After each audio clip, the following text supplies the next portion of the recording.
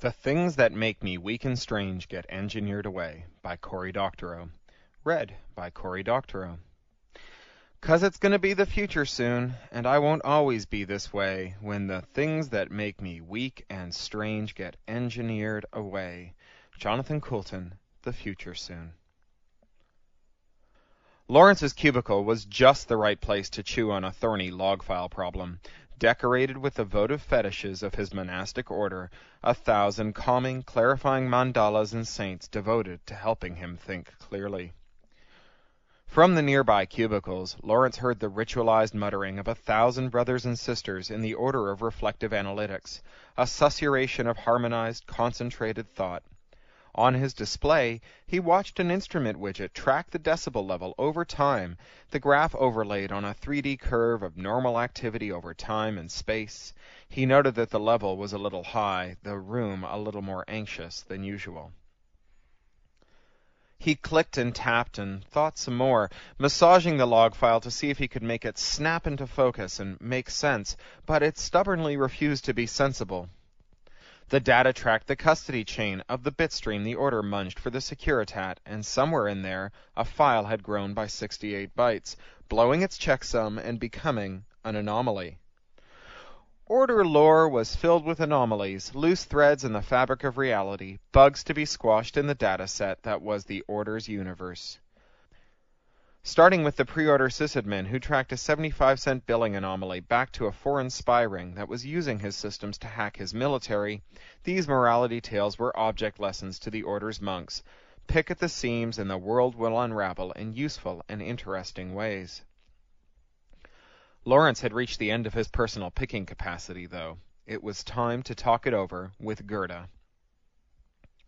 He stood up and walked away from his cubicle, touching his belt to let his sensor array know that he remembered it was there. It counted his steps and his heartbeats and his EEG spikes as he made his way out into the compound. It's not like Gerda was in charge. The Order worked in autonomous little units with rotating leadership, all coordinated by some groupware that let them keep the hierarchy nice and flat, the way they all liked it. Authority sucked. But once you instrument every keystroke, every click, every erg of productivity, it soon becomes apparent who knows her shit and who just doesn't. Gerda knew her shit cold. Question, he said, walking up to her. She liked it brusque, no nonsense. She batted her handball against the court wall 3 more times, making long dives for it, sweaty gray hair whipping back and forth, body arcing in graceful flows. Then she caught the ball and tossed it into the basket by his feet. Lawrence, huh? All right. Surprise me. It's this, he said, and tossed the file at her pan. She caught it with the same fluid gesture, and her computer gave it to her on the handball court wall, which was the closest display for which she controlled the lock file. She peered at the data, spinning the graph this way and that, peering intently. She pulled up some of her own instruments and replayed the bitstream, recalling the log files from many network taps from the moment at which the file grew by its anomalous 68 bytes. You think it's an anomaly, don't you? She had a fine blonde mustache that was beaded with sweat, but her breathing had slowed to normal, and her hands were steady and sure as she gestured at the wall. I was kind of hoping, yeah. Good opportunities for personal growth, your anomalies. Easy to say why you'd call it an anomaly, but look at this. She pulled the checksum of the injected bytes, then showed him her network taps, which were playing the traffic back and forth for several minutes before and after the insertion. The checksum block moved back through the routers, 1 hop, 2 hops, 3 hops, then to a terminal. The authentication data for the terminal told them who owned its lock file then. Zbigniew Krotowski, login Zbigkrot. Gerda grabbed his room number. Now, we don't have the actual payload, of course, because it gets flushed. But we have the checksum, we have the username, and look at this, we have him typing 68 unspecified bytes in a pattern consistent with his biometrics 5 minutes and 8 seconds prior to the injection. So, let's go ask him what his 68 characters were and why they got added to the Securitat's data stream. He led the way because he knew the corner of campus where Zbigkrot worked pretty well, having lived there for 5 years when he first joined the Order. Zbigkrot was probably a relatively recent inductee, if he was still in that block. His belt gave him a reassuring buzz to let him know that he was being logged as he entered the building, softer haptic feedback coming as he was logged to each floor as they went up the clean-swept wooden stairs. Once he'd had the work detail of restaining those stairs, stripping the ancient wood, sanding it baby skin smooth, applying 10 coats of varnish, polishing it to a high gloss. The work had been incredible, painful and rewarding, and seeing the stairs still shining gave him a tangible sense of satisfaction. He knocked at Zabigkrot's door twice before entering.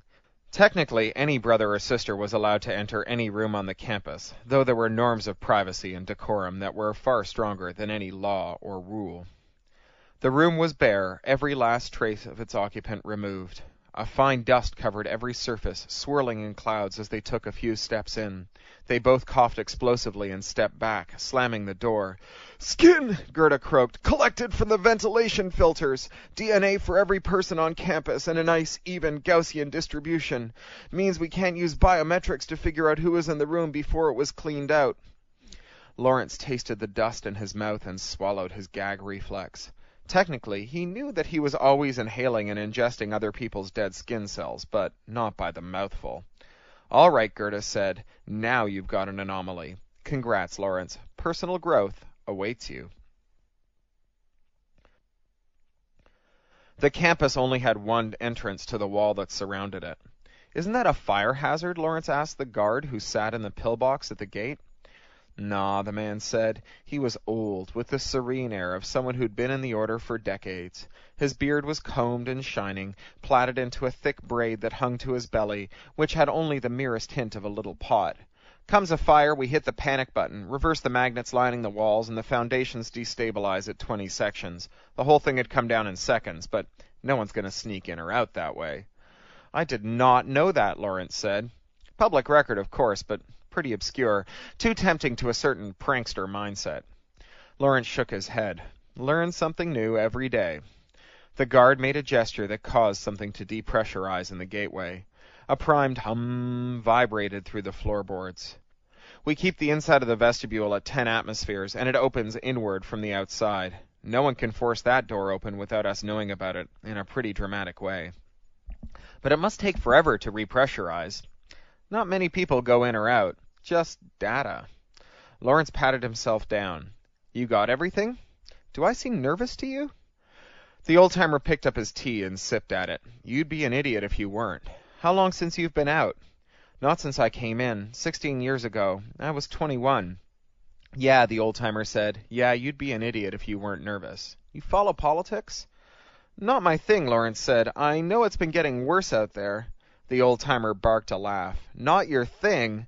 It's probably time you got out into the wide world, son. You might ignore politics, but they won't ignore you." "Is it dangerous? Are you going armed?" "I didn't know that was an option." "Well, it's always an option, but not a smart one. Any weapon you don't know how to use belongs to your enemy. Just be circumspect. Listen before you talk. Watch before you act. They're good people out there, but they're in a bad, bad situation." Lawrence shuffled his feet and shifted the straps of his bindle. "You're not making me very comfortable with all this, you know." "Why are you going out anyway?" "It's an anomaly. My first. I've been waiting 16 years for this. Someone poisoned the Securitat's data stream and left the campus. I'm going to go ask him why he did it." The old man blew the gate. The heavy door lurched outward, revealing the vestibule. "Sounds like an anomaly, all right." He turned away, and Lawrence forced himself to move toward the vestibule. The man held his hand out before he reached it. "You haven't been outside in 16 years. It's going to be a surprise. Just remember, we're a noble species, all appearances to the contrary notwithstanding." Then he gave Lawrence a little shove that sent him into the vestibule. The door slammed behind him. The vestibule smelled like machine oil and rubber, gaskety smells. It was dimly lit by rows of white LEDs that marched up the walls like drunken ants. Lawrence had barely time to register this before he heard a loud thunk from the outer door, and it swung away. Lawrence walked down the quiet street, staring up at the same sky he'd lived under, breathing the same air he'd always breathed, but marveling at how different it all was. His heartbeat and respiration were up. The tips of his first 2 fingers on his right hand itched slightly under his feedback gloves, and his thoughts were doing that race condition thing where every time he tried to concentrate on something, he thought about how he was trying to concentrate on something and should just stop thinking about how he was concentrating and just concentrate. This was how it had been 16 years before, when he'd gone into the order. He'd been so angry all the time, sitting in front of his keyboard, looking at the world through the lens of the network, suffering all the fools with poor grace. He'd been a bright 14-year-old, a genius at 16, a rising star at 18, and a failure by 21.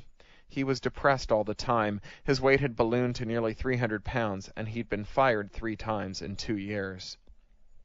One day he stood up from his desk at work. He'd just been hired at a company that was selling learning trainable vision systems for analyzing images, who liked him because he'd retained his security clearance when he'd been fired from his previous job, and walked out of the building.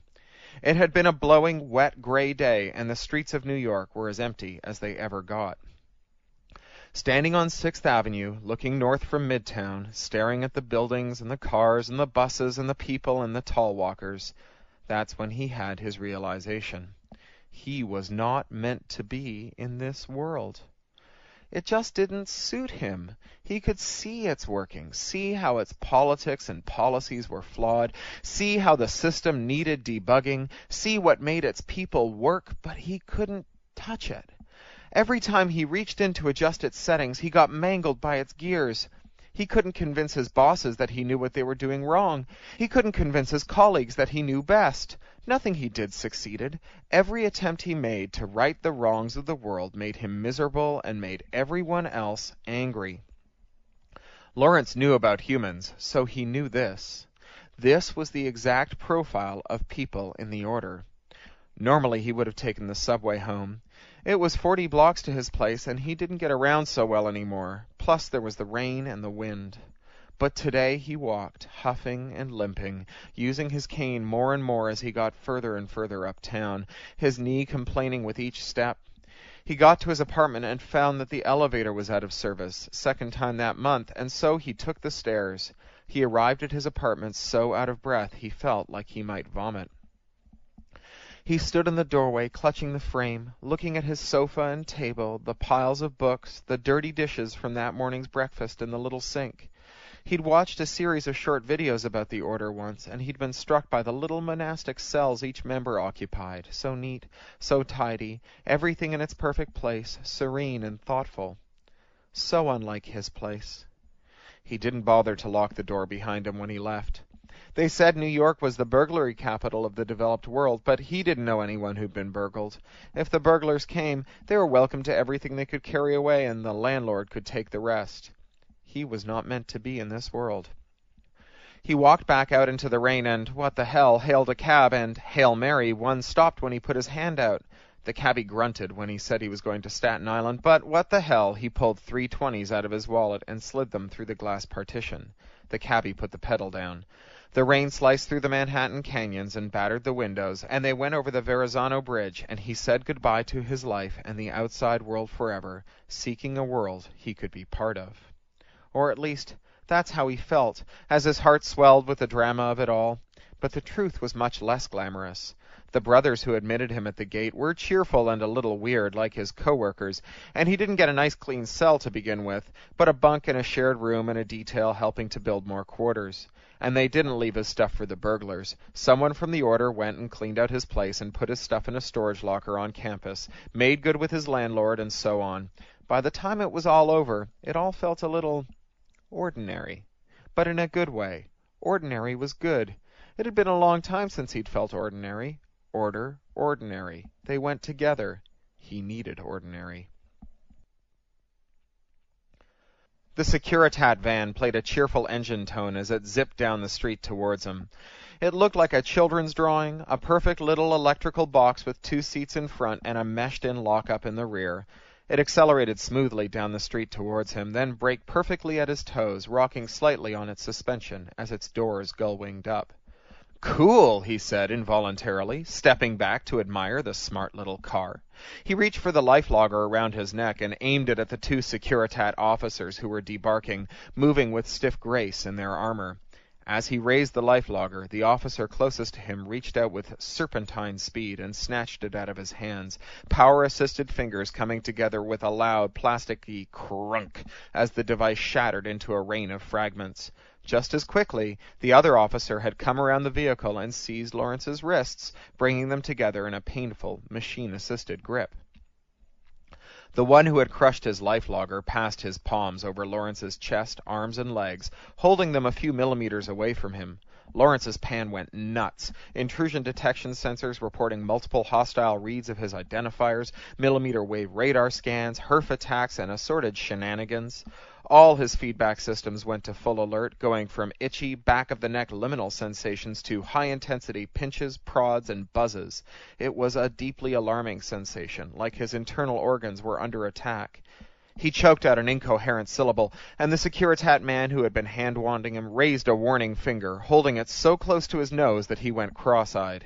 He fell silent while the man continued to wand him, twitching a little to let his pan know that it was all okay.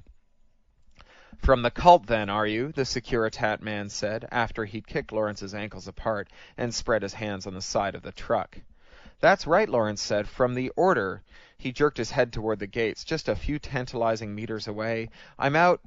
You people are really something, you know that? You could have been killed. Let me tell you a few things about how the world works. When you are approached by the Securitat, you stand still with your hands stretched straight out to either side. You do not raise unidentified devices and point them at the officers. Not unless you're trying to commit suicide by cop. Is that what you're trying to do?"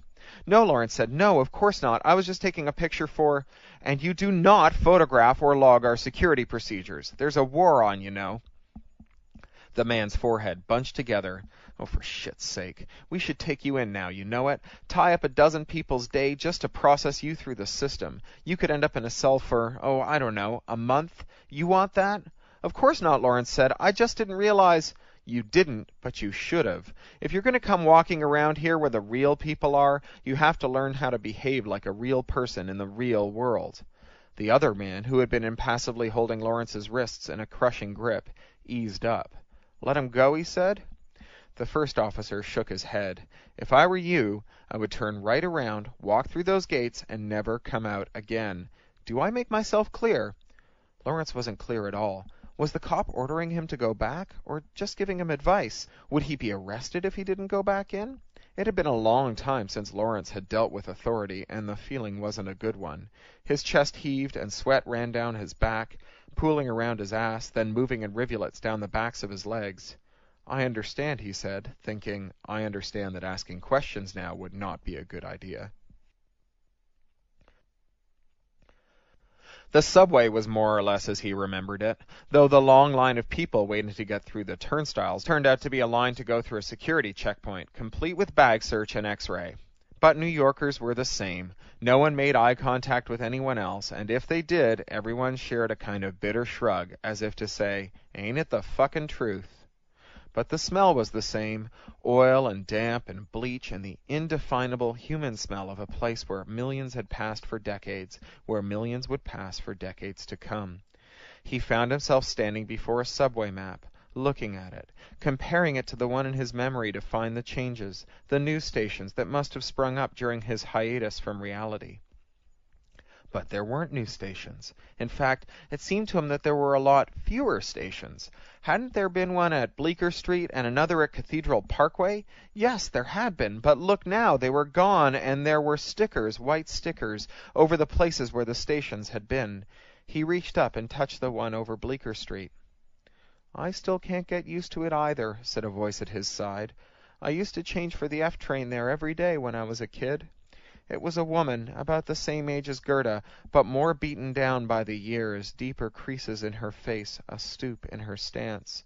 But her face was kind, her eyes soft. "What happened to it?" She took a half-step back from him. "Bleecker Street," she said. "You know, Bleecker Street, like 9/11, Bleecker Street." Like the name of the station was an incantation. It rang a bell. It wasn't like he didn't ever read the news, but it had a way of sliding off you when you were on campus, as though it were some historical event in a book, not something happening right there on the other side of the wall. "I'm sorry," he said. "I've been away. Bleecker Street. Yes, of course." She gave him a squinty stare. "You must have been very far away." He tried out a sheepish grin. "I'm a monk," he said, "from the Order of Reflective Analytics. I've been out of the world for 16 years. Until today, in fact. My name is Lawrence." He stuck his hand out, and she shook it like it was made of china. "A monk," she said. "That's very interesting. Well, you enjoy your little vacation." She turned on her heel and walked quickly down the platform. He watched her for a moment, then turned back to the map, counting the missing stations. When the train ground to a halt in the tunnel between 42nd and 50th Street, the entire car let out a collective groan. When the lights flickered and went out, they groaned louder.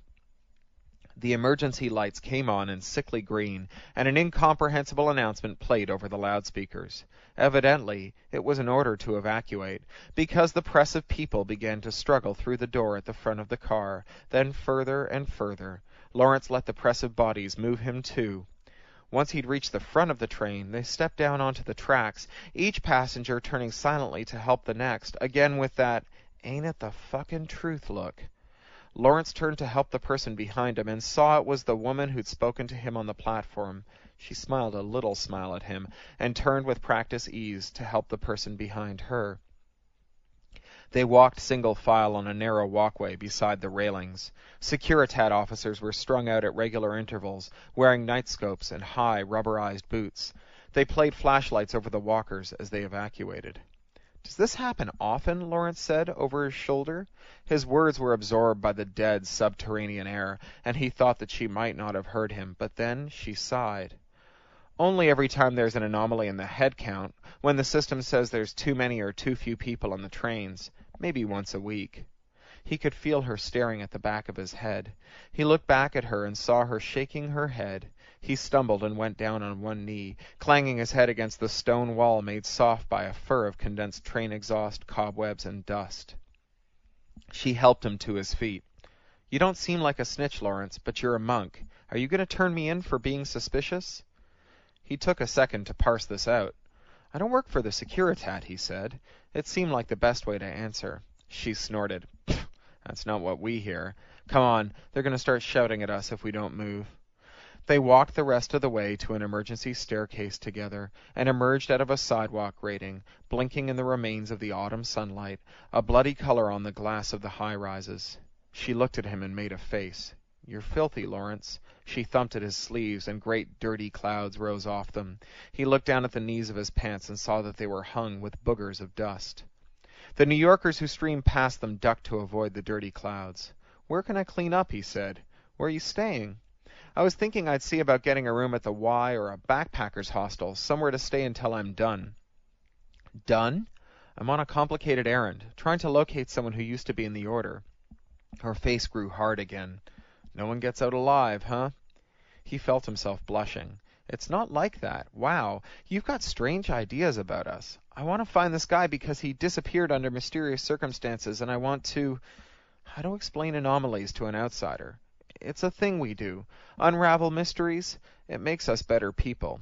"Better people?" She snorted again. "Pfft, better than what? Don't answer. Come on, I live near here. You can wash up at my place and be on your way. You're not going to get into any backpackers' hostel looking like you just crawled out of a sewer. You're more likely to get detained for being an indigent of suspicious character." He let her steer him a few yards uptown. "You think that I work for the Securitat, but you're inviting me into your home?" She shook her head and led him around a corner, along a long crosstown block, then turned back uptown. "No," she said, "I think you're a confused stranger who is apt to get himself into some trouble if someone doesn't take you in hand and help you get smart fast. It doesn't cost me anything to lend a hand, and you don't seem like the kind of guy who'd mug, rape, and kill an old lady." "The discipline," he said, "is all about keeping track of the way the world is and comparing it to your internal perceptions all the time.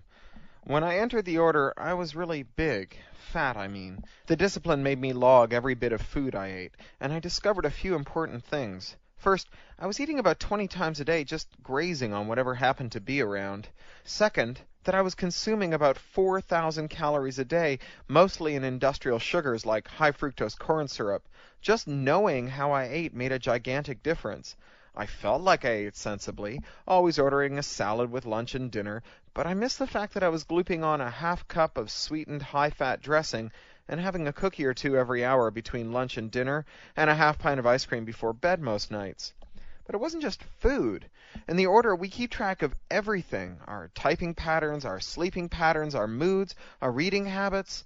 I discovered that I read faster when I've been sleeping more, so now when I need to get through a lot of reading, I make sure that I sleep more. Used to be, I'd try to stay up all night with pots of coffee to get the reading done. Of course, the more sleep-deprived I was, the slower I read, and the slower I read, the more I needed to stay up and catch up with the reading. No wonder college was such a blur. So that's why I've stayed. It's empiricism. It's as old as Newton, as the Enlightenment. He took another sip of his water, which tasted like New York City tap water it always tasted, pretty good in fact, and which he hadn't tasted for 16 years. The woman was called Posy, and her old leather sofa was worn but well loved and smelled of saddle soap. She was watching him from a kitchen chair she'd brought around to the living room of the tiny apartment, rubbing her stockinged feet over the Goodwill carpet that showed a few old stains hiding beneath strategically placed furnishings and knickknacks. He had to tell her the rest, of course. You couldn't understand the order unless you understood the rest.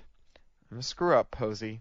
Or at least I was. We all were. Smart and motivated and promising, but just a wretched person to be around. Angry, bitter, all those smarts turned on biting the heads off the people who were dumb enough to care about me or employ me. And so smart that I could talk myself into believing that it was all everyone else's fault, those idiots. It took instrumentation, empiricism, to get me to understand the patterns of my own life, to master my life, to become the person I wanted to be. Well, you seem like a perfectly nice young man now, Posy said. That was clearly his cue to go, and he changed into a fresh set of trousers, but he couldn't go, not until he'd picked apart something she'd said earlier. Why did you think I was a snitch? I think you know that very well, Lawrence, she said.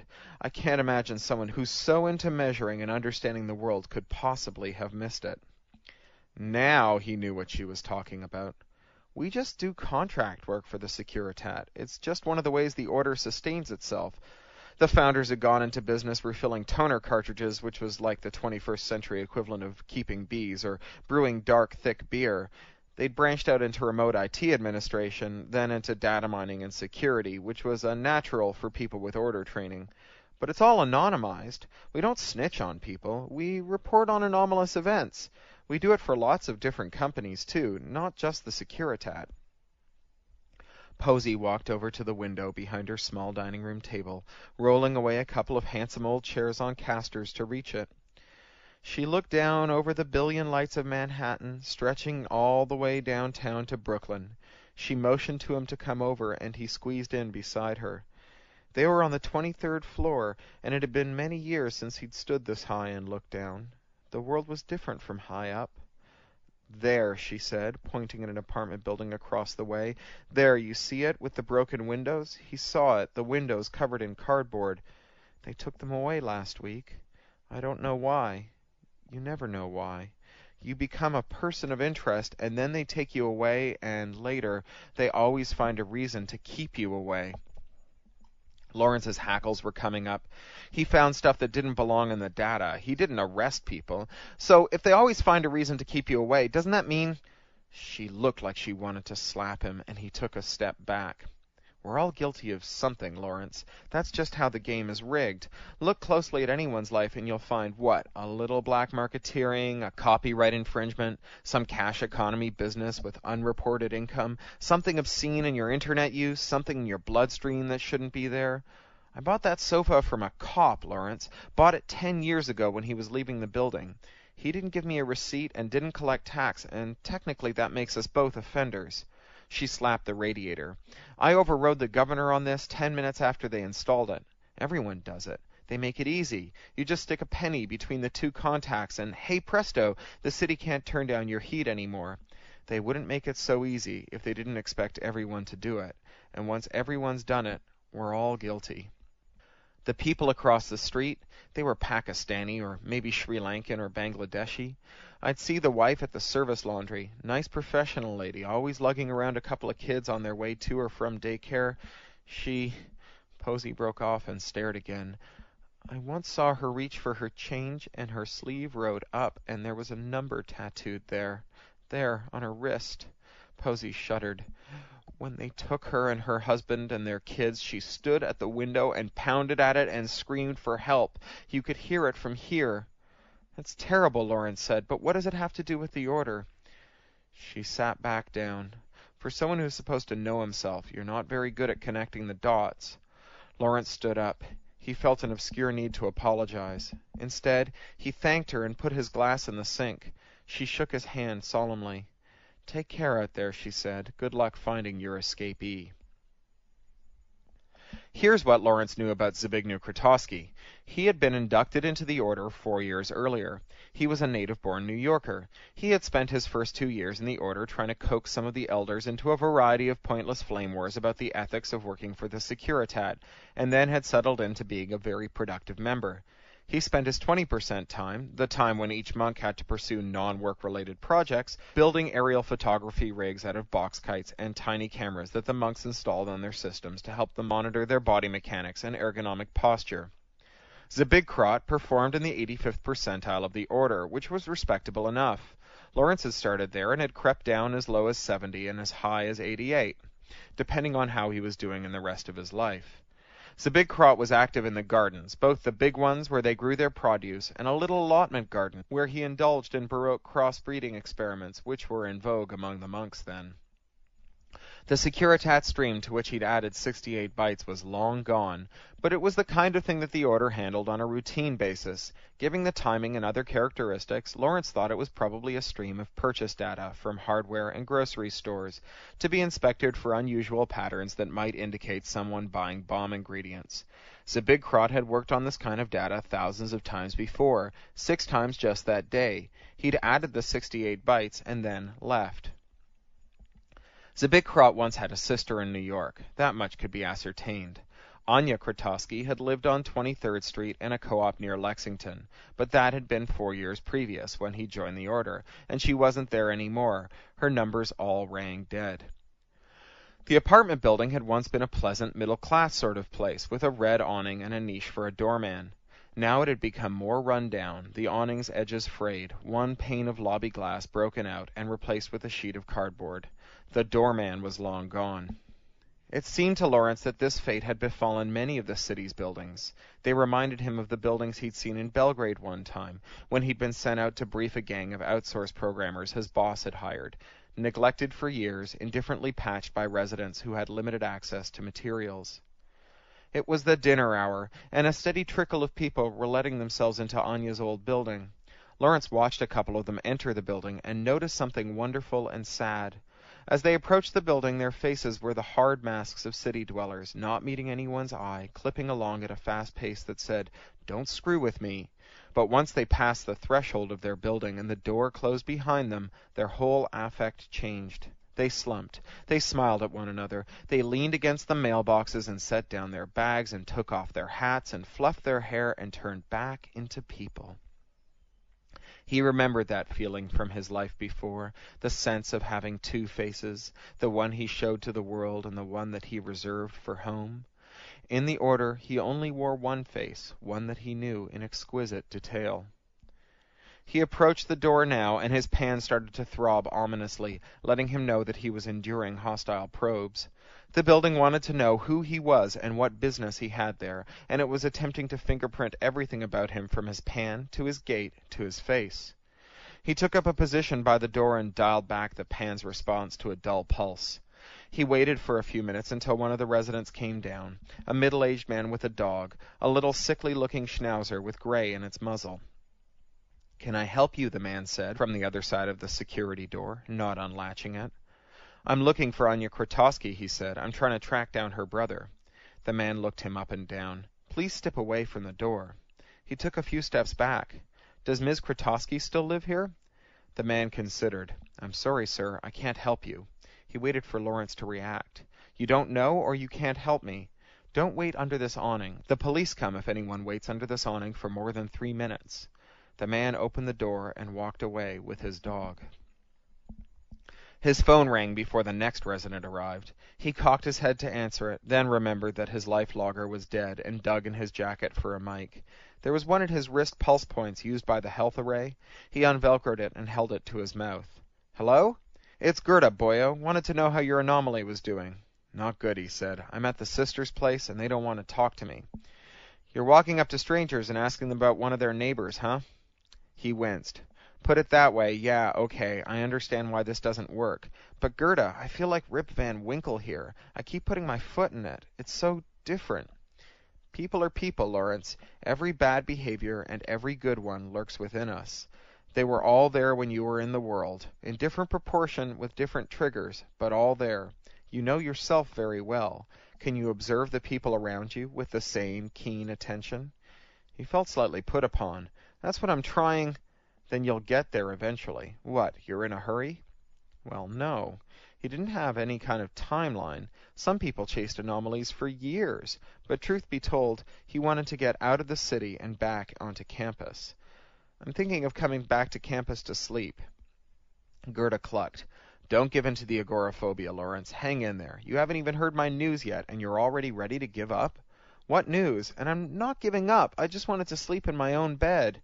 "The entry checkpoints, Lawrence. You cannot do this job if you're going to spend 4 hours a day in security queues. Anyway, the news." It wasn't the first time he did it. I've been running the logs back 3 years, and I found at least a dozen streams that he tampered with. Each time he used a different technique. This was the first time we caught him. Used some pretty subtle tripwires when he did it, so he'd know if anyone ever caught on. Must have spent his whole life living on edge, waiting for that moment, waiting to bug out. Must have been a hard life. What was he doing? Spying? Most assuredly, Gerda said. But for whom? The enemy? The Securitat? They'd considered going to the Securitat with the information, but why bother? The Order did business with the Securitat, but they tried never to interact with them on any other terms. The Securitat and the Order had an implicit understanding. So long as the Order was performing excellent data analysis, it didn't have to fret the kind of overt security that prevailed in the real world. Undoubtedly, the Securitat kept satellite eyes, data snoopers, wiretaps, millimeter radar, and every other conceivable surveillance trained on each campus in the world, but at the end of the day, they were just badly socialized geeks who'd left the world, and useful geeks at that.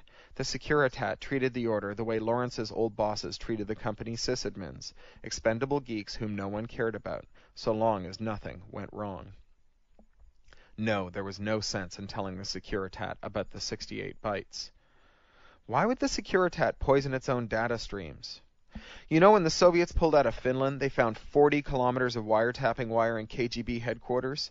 The building was only 12 stories tall. Spying begets spying. The worst, most dangerous enemy the Securitat has is the Securitat. There were Securitat vans on the street around him, going past every now and again, eerily silent engines playing their cheerful music. He stepped back into shadow, then thought better of it, and stood under a pool of light. Okay, so it was a habit. How do I find him? No one in the sisters' building will talk to me. You need to put them at their ease. Tell them the truth. That often works.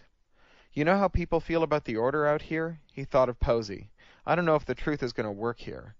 You've been in the Order for 16 years. You're not just some fumble-tongued outcast anymore. Go talk to them. But go, Lawrence, go. You're a smart guy. You'll figure it out. He went. Residents were coming home every few minutes now, carrying grocery bags, walking dogs, or dragging their tired feet. He almost approached a young woman, then figured that she wouldn't want to talk to a strange man on the street at night. He picked a guy in his 30s, wearing jeans and a huge old vintage coat that looked like it had come off the Eastern Front. "Excuse me," he said, "I'm trying to find someone who used to live here." The guy stopped and looked Lawrence up and down. He had a handsome sweater on underneath his coat, designy and cosmopolitan, the kind of thing that made Lawrence think of Milan or Paris. Lawrence was keenly aware of his generic, order-issued suit, a brown, rumpled, ill-fitting thing, topped with a polymer coat that, while warm, hardly flattered. "Good luck with that," he said, then started to move past. "Please," Lawrence said, I'm not used to how things are around here.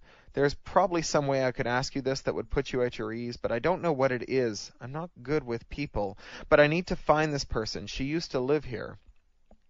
The man stopped, looked at him again. He seemed to recognize something in Lawrence, or maybe it was that he was disarmed by Lawrence's honesty. "Why would you want to do that?"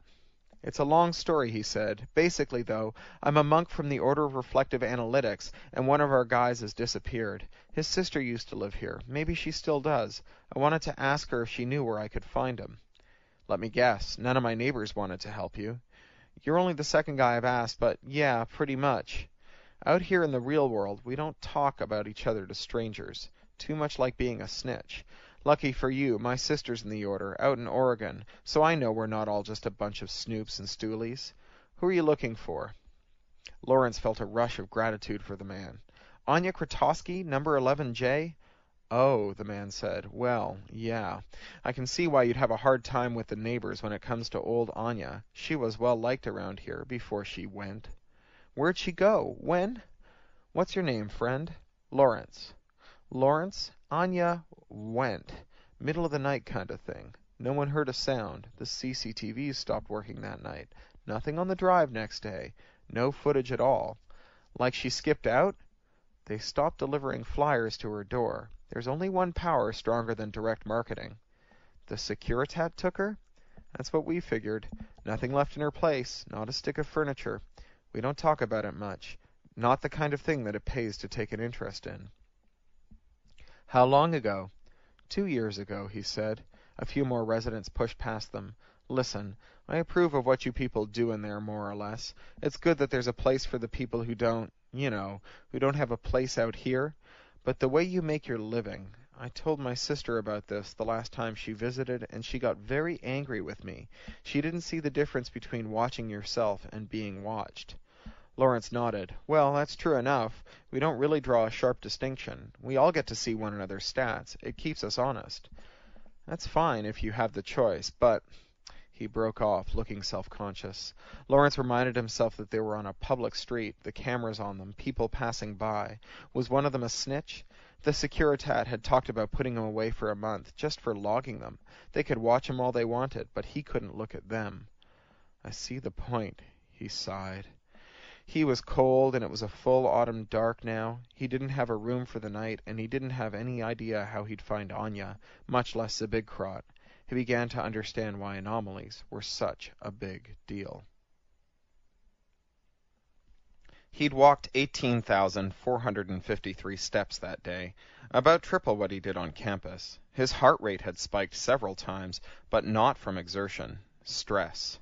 He could feel it in his muscles now. He should really do some biofeedback, try to calm down, then run back his life logger and make some notes about how he'd reacted to people through the day. But the life logger was gone, and he barely managed 22 seconds his first time on biofeedback. His next 10 scores were much worse.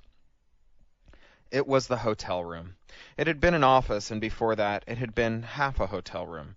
There were still scuff marks on the floor from where the wheeled office chair had dug into the scratched lino.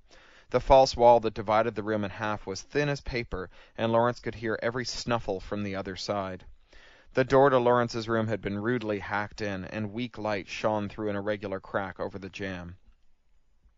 The old New Yorker hotel had seen better days, but it was what he could afford, and it was central, and he could hear New York outside the window. He'd gotten the half of the hotel room with the window in it. The lights twinkled just as he remembered them, and he still got a swimmy, vertiginous feeling when he looked down from the great height. The clerk had taken his photo and biometrics and had handed him a tracker key that his pan was monitoring with tangible suspicion. It radiated his identity every few yards, and in the elevator. It even seemed to track which part of the minuscule room he was in. What the hell did the hotel do with all this information? Oh, right. It shipped it off to the Securitat, who shipped it to the Order, where it was processed for suspicious anomalies. No wonder there was so much work for them on campus. Multiply the New Yorker times 100,000 hotels, 200,000 schools, 1 million cabs across the nation. There was no danger of the Order running out of work. The hotel's network tried to keep him from establishing a secure connection back to the Order's network, but the Order's countermeasures were better than the half-assed ones at the hotel. It took a lot of tunneling and wrapping, but in short measure he had a strong private line back to campus, albeit a slow line, what with all the jiggery-pokery he had to go through. Gerda had left him with her file on Zbigkrot and his activities on the network. He had several known associates on campus, people he ate with or played with on intramural teams or did a little extreme programming with. Gerda had bulk messaged them all with an oblique query about his personal life, and had forwarded the responses to Lawrence. There was a mountain of them, and he started to plow through them all. He started by compiling stats on them, length, vocabulary, number of paragraphs, then started with the outliers. The shortest ones were polite shrugs, apologies, don't have anything to say. The long ones, whew, they sorted into two categories: general whining, mostly from noobs who were still getting accustomed to the way of the order, and protracted complaints from old hands who'd worked with Zbigkrot long enough to decide that he was incorrigible. Lawrence sorted these quickly, then took a glance at the median responses and confirmed that they appeared to be largely unhelpful generalizations of the sort that you might produce on a coworker evaluation form. A proliferation of null adjectives like satisfactory, pleasant, fine. Somewhere in this haystack, Lawrence did a quick word count and came back with 140,000 words, about 2 good novels worth of reading, was a needle, a clue that would show him the way to unravel the anomaly. It would take him a couple of days at least to sort through it all in depth. He ducked downstairs and bought some groceries at an all-night store in Penn Station and went back to his room, ready to settle in and get the work done. He could use a few days' holidays from New York anyway. About time Zbig Noob did a runner. He never had a moment's happiness here, and I never figured out why he'd bother hanging around when he hated it so much. Ever meet the kind of guy who wanted to tell you just how much you shouldn't be enjoying the things you enjoy? The kind of guy who could explain in detail why exactly your passions were stupid? That was him. Brother Antony, why are you wasting your time collecting tin toys? They're badly made, unlovely, and represent, at best, a history of slave labor, starting with your cherished made-in-occupied Japan tanks. Christ, why not collect rape camp macrame while you're at it? He had choice words for all of us about our passions, but I was singled out because I liked to extreme program in my room, which I'd spent a lot of time decorating. See pic below, and yes, I built and sanded and mounted every one of those shelves by hand. See magnification shot for detail on the joinery. Couldn't even drive a nail when I got here. Not that there are any nails in there. It's all precision-fitted tongue and groove. Holy moly, lasers totally rock. But he reserved his worst criticism for the order itself. You know the litany. We're a cult. We're brainwashed. We're dupes of the Securitat. He was convinced that every instrument in the place was feeding up to the Securitat itself. He'd mutter about this constantly whenever we get a new stream to work on. Is this your life log, Brother Antony? Mine? The number of flushes per shitter in the west wing of campus? And it was no good trying to reason with him. He just didn't acknowledge the benefit of introspection. It's no different from them, he'd say, jerking his thumb up at the ceiling, as though there was a Securitat mic and camera hidden there. You're just flooding yourself with useless information, trying to find the useful parts. Why not make some predictions about which part of your life you need to pay attention to, rather than spying on every process? You're a spy in your own body. So why did I work with him? I'll tell you. First, he was a shit-hot programmer. I know his stats say he was way down in the 78th percentile, but he could make every line of code that I wrote smarter. We just don't have a way of measuring that kind of effect. Yes, someone should write one. I've been noodling with a framework for it for months now. Second, there was something dreadfully fun about listening to him light into other people, their ridiculous passions and interests. He could be incredibly funny, and he was incisive, if not insightful. It's shameful, but there you have it. I am imperfect. Finally, when he wasn't being a dick, he was a good guy to have in your corner. He was our rugby team's fullback, the baseball team's shortstop, the tank on our MMOG raids. You could rely on him. So I'm going to miss him, weirdly. If he's gone for good, I wouldn't put it past him to stroll back onto campus someday and say, What? I just took a little French leave. Jesus, overreact much? Plenty of the notes ran in this direction, but this was the most articulate. Lawrence read it through 3 times before adding it to the file of useful stuff. It was a small pile. Still, Gerda kept forwarding him responses. The late responders had some useful things to say. He mentioned a sister, only once. A whole bunch of us were talking about how our families were really supportive of our coming to the order, and after it had gone round the whole circle, he just kind of looked at the sky and said, My sister thought I was an idiot to go inside. I asked her what she thought I should do, and she said, If I was you, kid, I'd just disappear before someone disappeared me. Naturally, we all wanted to know what he meant by that. I'm not very good at bullshitting, and that's a vital skill in today's world. She was better at it than me when she worked at it, but she was the kind of person who'd let her guard slip every now and then. Lawrence noted that Zbigkrot had used the past tense to describe his sister. He'd have known about her being disappeared then. He stared at the walls of his hotel room.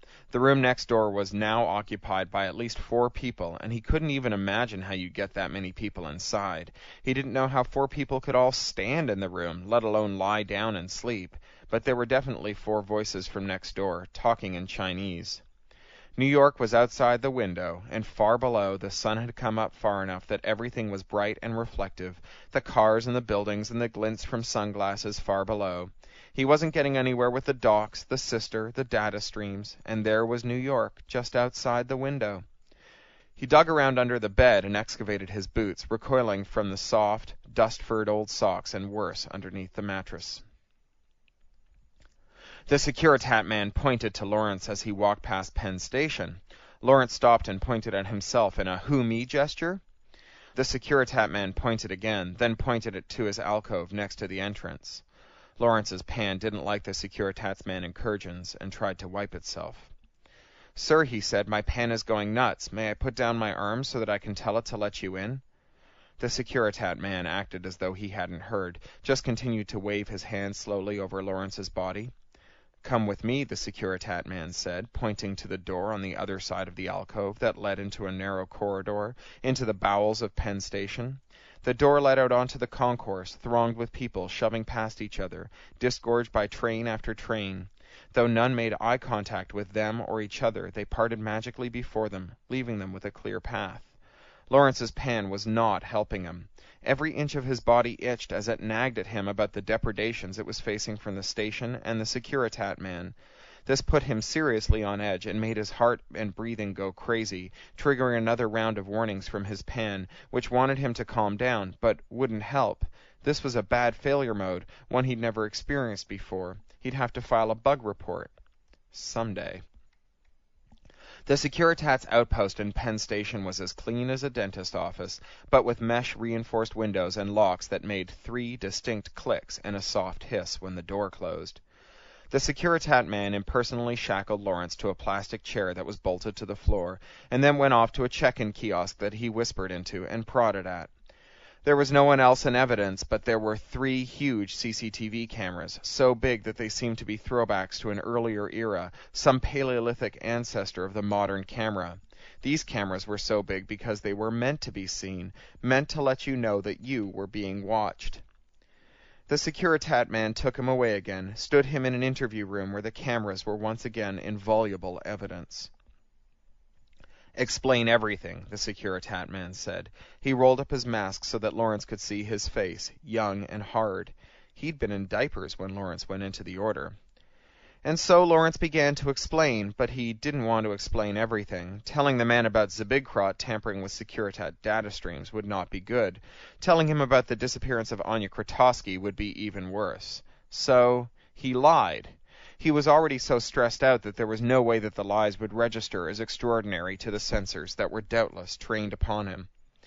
He told the Securitat man that he was in the world to find an order member who'd taken his leave, because the order wanted to talk to him about coming back.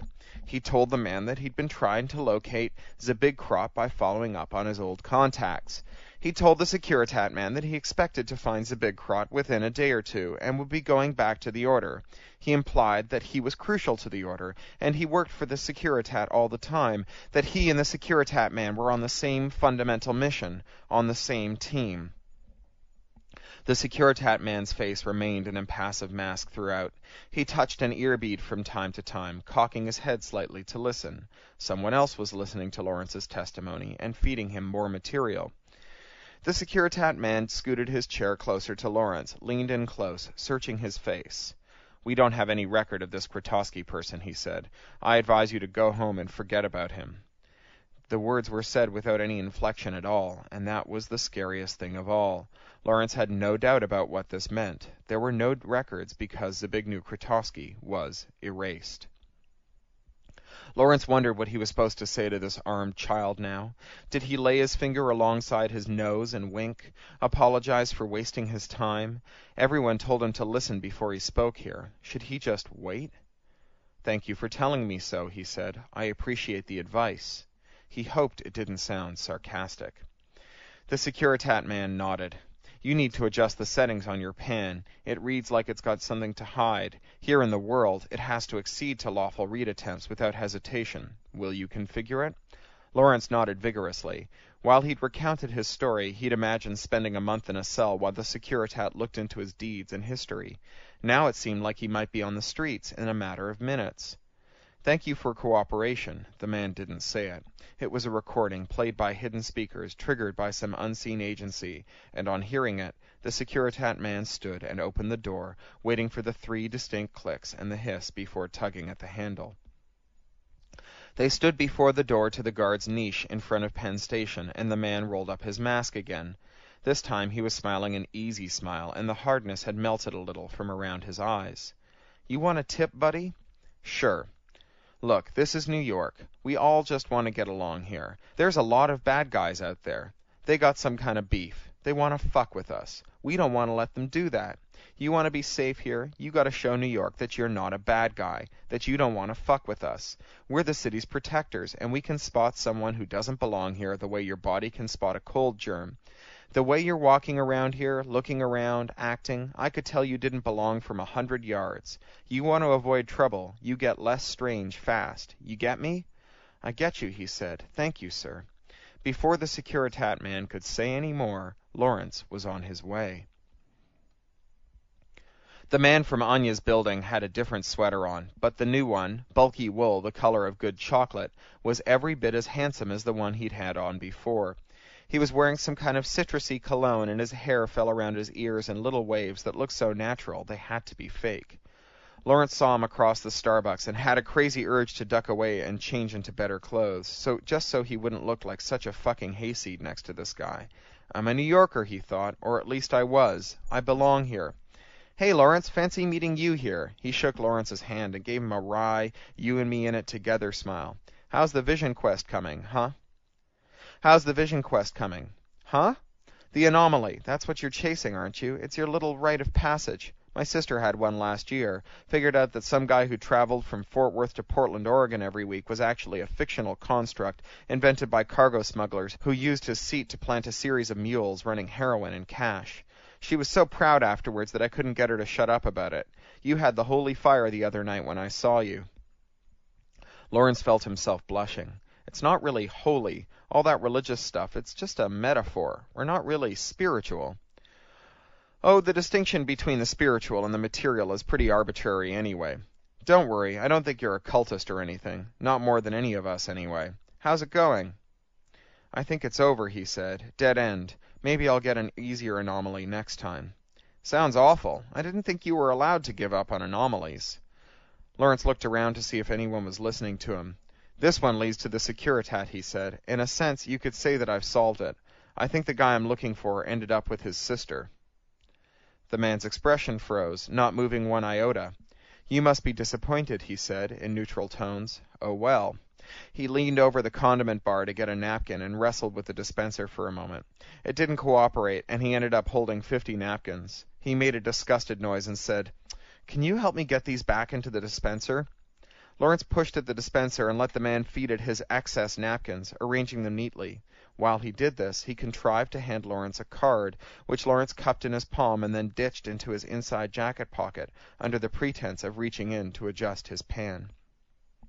"Thanks," the man said. "Well, I guess you'll be going back to your campus now." "In the morning," Lawrence said. "I figure I'll see some New York first. Play tourist, catch a Broadway show." The man laughed. "All right, then. You enjoy it." He did nothing significant as he shook Lawrence's hand and left, holding his paper cup. He did nothing to indicate that he'd just brought Lawrence into some kind of illegal conspiracy. Lawrence read the note later on a bench in Bryant Park, holding a bag of roasted chestnuts and fastidiously piling the husks next to him as he peeled them away. It was a neat little cut rectangle of cards sliced from a health food cereal box. Lettered on the back of it in pencil were 2 short lines. Wednesdays, 8:30 p.m., Half Moon Cafe, 164 2nd Avenue. The address was on the Lower East Side, a neighborhood that had been scorchingly trendy the last time Lawrence had been there. More importantly, today was Wednesday. The Half Moon Cafe turned out to be one of those New York places that are so incredibly hip that they don't have a sign or any outward indication of their existence. Number 164 was a frosted glass door between a dry cleaner's and a Pakistani grocery store, propped open with a squashed Mountain Dew can. Lawrence opened the door, heart pounding, and slipped inside. A long, dark corridor stretched away before him, with a single door at the end, open a crack, dim light spilling out of it. He walked quickly down the corridor, sure that there were cameras observing him. The door at the end of the hallway had a sheet of paper on it with Half Moon Cafe laser printed in its center. Good food smells came from behind it, and the clink of cutlery and soft conversation.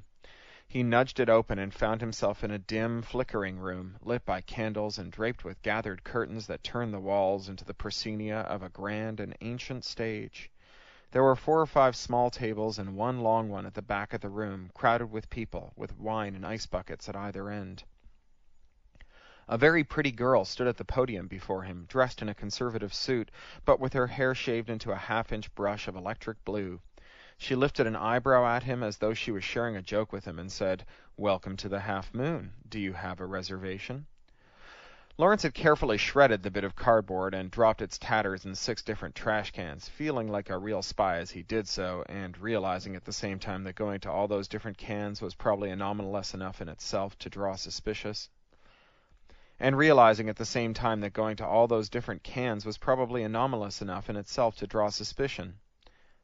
"A friend told me he'd meet me here," he said. "What was your friend's name?" Lawrence stuck his chin into the top of his coat to tell his pan to stop warning him that he was breathing too shallowly. "I don't know," he said. He craned his neck to look behind her at the tables. He couldn't see the man, but it was so dark in the restaurant. "You made it, huh?" The man had yet another fantastic sweater on, this one with a tight herringbone weave and ribbing down the sleeves. He caught Lawrence sizing him up and grinned. "My weakness. The world's wool farmers would starve if it wasn't for me." He patted the greeter on the hand. "He's at our table." She gave Lawrence a knowing smile and the tiniest hint of a wink. "Nice of you to come," he said, as they threaded their way through the crowded tables, past couples having murmured conversations over candlelight, intense business dinners, and an old couple eating in silence, with evident relish, especially as it's your last night in the city. "What kind of restaurant is this?" "Oh, it's not any kind of restaurant at all. Private kitchen. Ormond, he owns the place and cooks like a wizard. He runs this little place off the books for all his friends to eat in. We come by every Wednesday. That's his vegan night. You'd be amazed what that guy can do with some greens and a sweet potato. And the cacao nib and avocado chili chocolate is something else." The large table was crowded with men and women in their 30s, people who had the look of belonging. They dressed well in fabrics that draped or clung like someone had thought about it, with jewelry that combined old pieces of brass with modern plastics, and heavy clay beads that clicked like pool balls. The women were beautiful, or at least handsome. One woman with cheekbones like snowplows and a jawline as long as a ski slope was possibly the most striking person he'd ever seen up close. The men were handsome, or at least craggy, with 3-day beards or neat, full mustaches. They were talking in 2s and 3s, passing around overflowing dishes of steaming greens and oranges and browns, chatting and forking by turns. "Everyone, I'd like you to meet my guest for the evening." The man gestured at Lawrence. Lawrence hadn't told the man his name yet, but he made it seem like he was being gracious and letting Lawrence introduce himself. "Lawrence," he said, giving a little wave. "Just in New York for one more night," he said, still waving. He stopped waving. The closest people, including the striking woman with the cheekbones, waved back, smiling. The furthest people stopped talking and tipped their forks at him, or at least cocked their heads. "Sarah," the cheekbones woman said, pronouncing the first A long, Sarah, and making it sound unpretentious. The low-key buzzing from Lawrence's pan warned him that he was still overwrought, breathing badly, heart thudding. Who were these people? "And I'm Randy," the man said. "Sorry, I should have said that sooner." The food was passed down to his end. It was delicious, almost as good as the food at the campus, which was saying something. There was a dedicated cadre of cooks there who made gastronomy their 20% projects, using elaborate computational models to create dishes that were always different and always delicious. The big difference was the company. These people didn't have to retreat to belong. They belonged right here. Sarah told him about her job managing a specialist antiquarian bookstore where there were 100 stories about her customers and their funny ways. Randy worked at an architectural design firm and had done some work at Sarah's bookstore. Down the table there were actors and waiters and an insurance person and someone who did something in city government, and they all ate and talked and made him feel like he was a different kind of man, the kind of man who could live on the outside. The coals of the conversation banked over port and coffees, and they drifted away in twos and threes. Sarah was the last to leave, and she gave him a little hug and a kiss on the cheek. "Safe travels, Lawrence." Her perfume was like an orange on Christmas morning, something from his childhood. He hadn't thought about his childhood in decades. Randy and he looked at each other over the litter on the table. The server brought a check over in a small silver tray, and Randy had a quick look at it. He drew a wad of 20s and a bulldog clip out of his inside coat pocket and counted off a large stack, then handed the tray to the server, all before Lawrence could even dig in his pocket. "Please let me contribute," he managed, just as the server disappeared. "Not necessary," Randy said, setting the clip down on the table. There was still a rather thick wad of money there. Lawrence had never been much of a cash user before he went into the order, and he'd seen hardly any spent since he came back out into the world. It seemed rather antiquarian with its elaborate engraving, but the notes were crisp as though freshly minted. The government still pressed the notes, even if they were hardly used any longer. "I can afford it." "It was a very fine dinner. You have interesting friends." "Sarah is lovely," he said. "She and I, well, we had a thing once. She's a remarkable person. Of course, you're a remarkable person too, Lawrence." Lawrence's pan reminded him again that he was getting edgy. He shushed it. "You're smart, we know that. 88th percentile. Looks like you could go higher, judging from the work we've evaluated for you. I can't say as your performance as a private eye is very good, though. If I hadn't intervened, you'd still be standing outside Anya's apartment building harassing her neighbors." His pan was ready to call for an ambulance. Lawrence looked down and saw his hands clenched into fists. "You're Securitat," he said. "Let me put it this way," the man said, leaning back. "I'm not one of Anya's neighbors."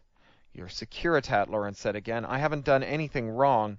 "You came here," Randy said. "You have every reason to believe that you are taking part in something illegal. You lied to the Securitat man at Penn Station today." Lawrence switched his pan's feedback mechanisms off altogether. Posy at her window, a penny stuck in the governor of her radiator, rose in his mind. "Everyone was treating me like a criminal. From the minute I stepped out of the order, you all treated me like a criminal. That made me act like one. Everyone has to act like a criminal here. That's the hypocrisy of the world, that honest people end up acting like crooks because the world treats them like crooks. Maybe we treat them like crooks because they act so crooked." "You've got it all backwards," Lawrence said. "The causal arrow runs the other direction. You treat us like criminals, and the only way to get by is to act criminal. If I told the Securitat man in Penn Station the truth—" "You build a wall around the order, don't you, to keep us out because we're barbarians, to keep you in because you're too fragile? What does that treatment do, Lawrence?" Lawrence slapped his hand on the table and the crystal rang, but no one in the restaurant noticed. They were all studiously ignoring them. "It's to keep you out, all of you who treated us—" Randy stood up from the table.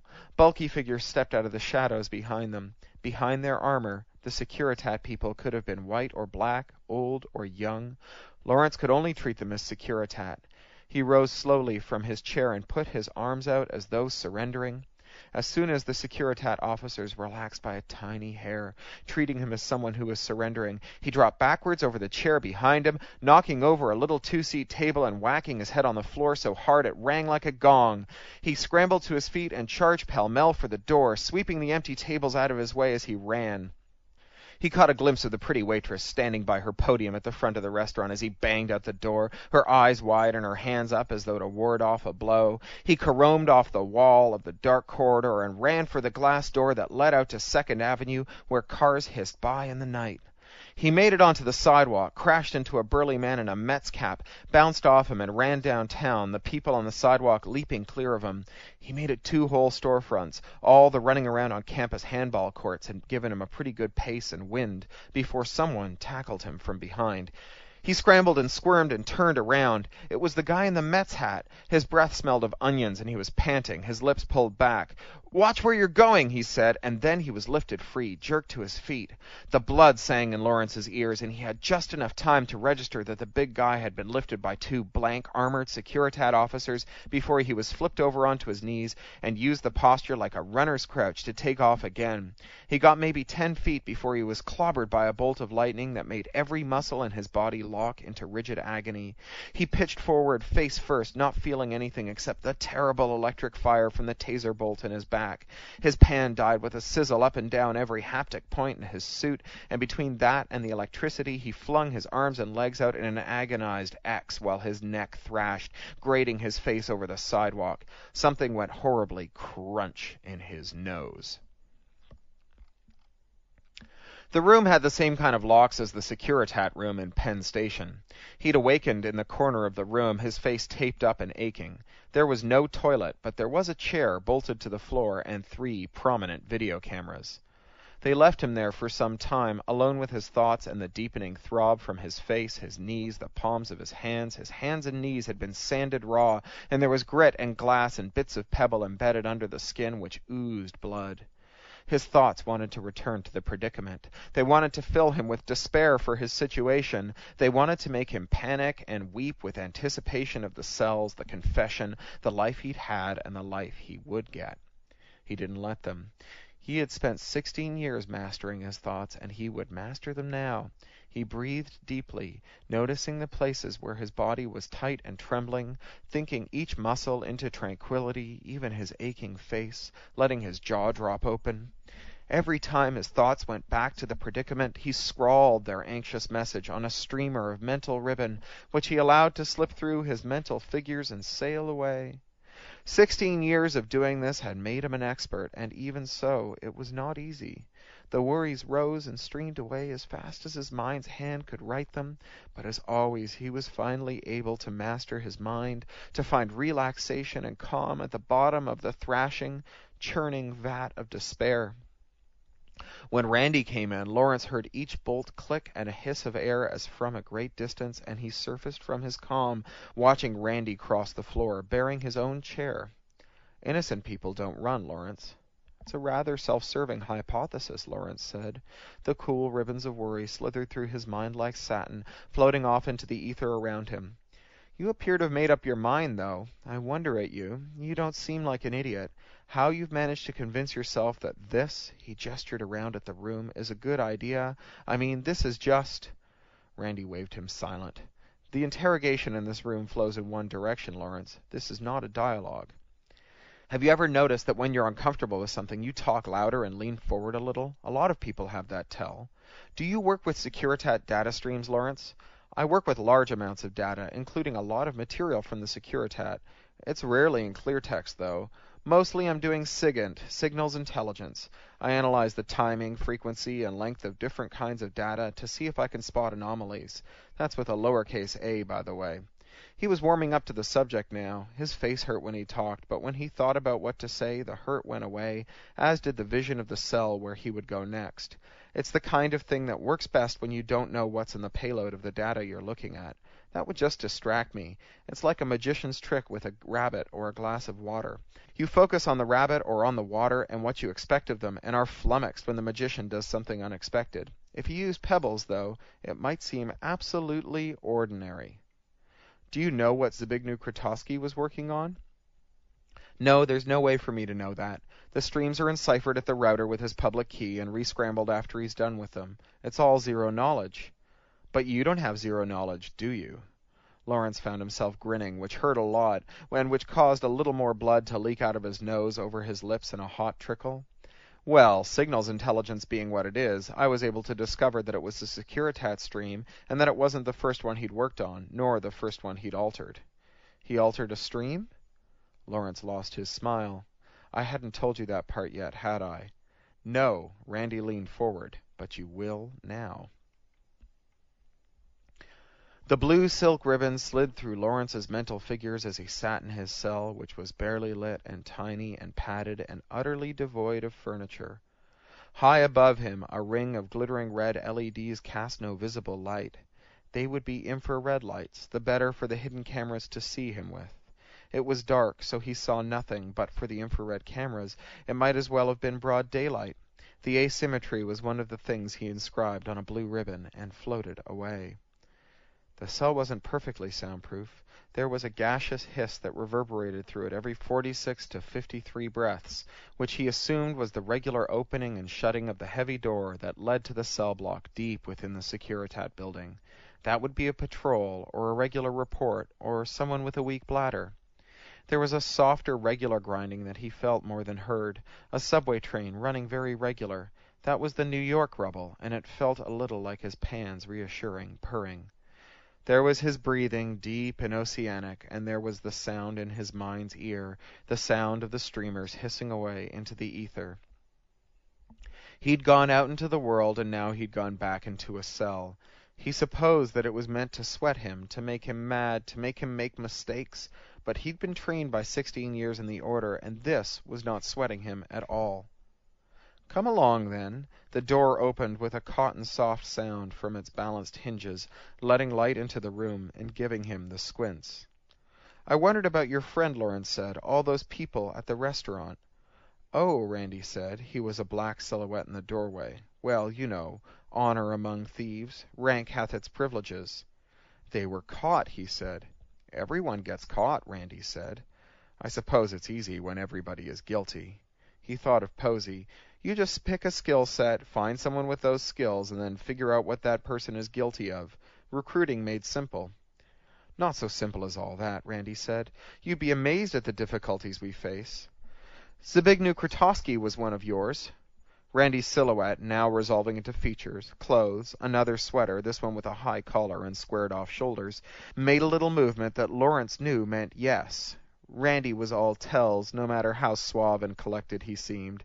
He really must have been up to something when they caught him. "Come along," Randy said again, and extended a hand to him. He allowed himself to be lifted. The scabs at his knees made crackling noises, and there was the hot, wet feeling of fresh blood on his calves. "Do you withhold medical attention until I give you what you want? Is that it?" Randy put an affectionate hand on his shoulder. "You seem to have it all figured out, don't you?"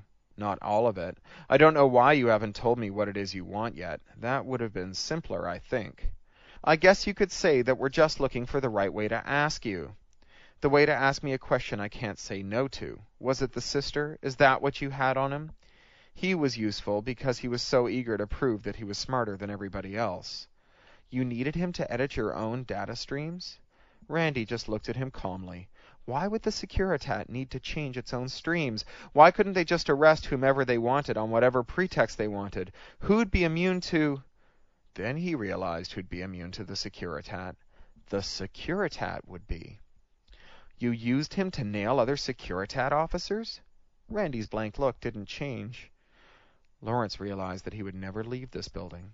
Even if his body left, now he would be tied to it forever. He breathed. He tried for that oceanic quality of breath, the susurration of blue silk ribbons inscribed with his worries. It wouldn't come. "Come along now," Randy said, and then pulled him down the corridor to the main door. It hissed as it opened, and behind it was an old Securitat man, legs crossed painfully. Weak bladder, Lawrence knew. "Here's the thing," Randy said. "The system isn't going to go away, no matter what we do. The Securitat's here forever. We've treated everyone like a criminal for too long now. Everyone's really a criminal now. If we dismantled tomorrow, there'd be chaos, bombings, murder sprees. We're not going anywhere." Randy's office was comfortable. He had some beautiful vintage circus posters, the bearded lady, the sword swallower, the hoochie-coochie girl, framed on the wall, and a cracked leather sofa that made amiable exhalations of good tobacco smell mixed with years of saddle soap when he settled into it. Randy reached onto a tall mahogany bookcase and handed him down a first aid kit. There was a bottle of alcohol in it and a lot of gauze pads. Gingerly, Lawrence began to clean out the wounds on his legs and hands, then started in on his face. The blood ran down and dripped onto the slate-tiled floor, almost invisible. Randy handed him a waste paper bin, and it slowly filled with the bloody gauze. "Looks painful," Randy said. "Just skinned. I have a vicious headache, though." "That's the taser hangover. It goes away. There's some codeine tablets in the pill case. Take it easy on them. They'll put you to sleep." While Lawrence taped large pieces of gauze over the cleaned-out corrugations in his skin, Randy tapped idly at a screen on his desk. It was almost as though he'd dropped in on someone's hot desk back at the order. Lawrence felt a sharp knife of homesickness and wondered if Gerda was okay. "Do you really have a sister?" "I do, in Oregon, in the order." "Does she work for you?" Randy snorted. "Of course not. I wouldn't do that to her. But the people who run me, they know that they can get to me through her. So in a sense, we both work for them." "And I work for you?" "That's the general idea. Zbigkrot spooked when you got onto him, so he's long gone." "Long gone as in—" "This is one of those things where we don't say. Maybe he disappeared and got away clean, took his sister with him. Maybe he disappeared into our operations. Not knowing is the kind of thing that keeps our other workers on their game." "And I'm one of your workers. Like I said, the system isn't going anywhere. You met the gang tonight. We've all been caught at one time or another. Our little cozy club manages to make the best of things. You saw us. It's not a bad life at all. We think that all things considered, we make the world a better place. Someone would be doing our job. Might as well be us. At least we can manage to weed out the real retarded sadists." He sipped a little coffee from the thermos cup on his desk. "That's where Zbigkrot came in." "He helped you with retarded sadists?" "For the most part. Power corrupts, of course, but it attracts the corrupt, too. There's a certain kind of person who grows up wanting to be a Securitat officer." "And me? You? I would do this, too?" "You catch on fast." The outside wall of campus was imposing. Tall, sheathed in seamless metal, painted uniform gray. Nothing grew for several yards around it, as though the world was shrinking back from it. How did Zbigkrot get off campus? That's a question that should have occurred to him when he left the campus. He was embarrassed that it took him this long to come up with it. But it was a damn good question. Trying to force the gate. What was it the old brother at the gate had said? Pressurized, blowouts, the walls rigged to come down in an instant? If Zbigkrot had left, he'd walked out, the normal way, while someone at the gate watched him go, and he'd left no record of it. Someone, working on campus, had altered the stream of data fountaining off the front gate to remove the record of it. There was more than one forger here. It hadn't just been Zbigkrot working for the Securitat. He'd belonged in the order. He learned how to know himself, how to see himself with the scalding, objective logic that he'd normally reserve for everyone else. The anomaly had seemed like such a bit of fun, like he was leveling up to the next stage of his progress. He called Gerda. They'd given him a new pan, one that had a shunt that delivered a copy of all of his data to the Securitat. Since he'd first booted it, it had felt strange and invasive, every buzz and warning coming with the haunted feeling, the watched feeling. "You, huh?" "It's very good to hear your voice," he said. He meant it. He wondered if she knew about the Securitat's campus snitches. He wondered if she was one. But it was good to hear her voice. His pan let him know whatever he was doing was making him feel great. He didn't need his pan to tell him that, though. "I worried when you didn't check in for a couple days." "Well, about that." "Yes?" If he told her, she'd be in it too, if she wasn't already. If he told her, they'd figure out what they could get on her. He should just tell her nothing. Just go on inside and twist the occasional data stream. He could be better at it than Zbigkrot. No one would ever make an anomaly out of him. Besides, so what if they did? It would be a few hours, days, months, or years more that he could live on campus. And if it wasn't him, it would be someone else. It would be someone else. "I just wanted to say goodbye, and thanks. I suspect I'm not going to see you again." Off in the distance now, the sound of the Securitat van's happy little song. His pan let him know that he was breathing quickly and shallowly, and he slowed his breathing down until it let up on him. "Lawrence?" He hung up. The Securitat van was visible now, streaking toward the campus wall. He closed his eyes and watched the blue satin ribbons tumble like silky water licking over a waterfall. He could get to the place that took him to anywhere. That was all that mattered. The end.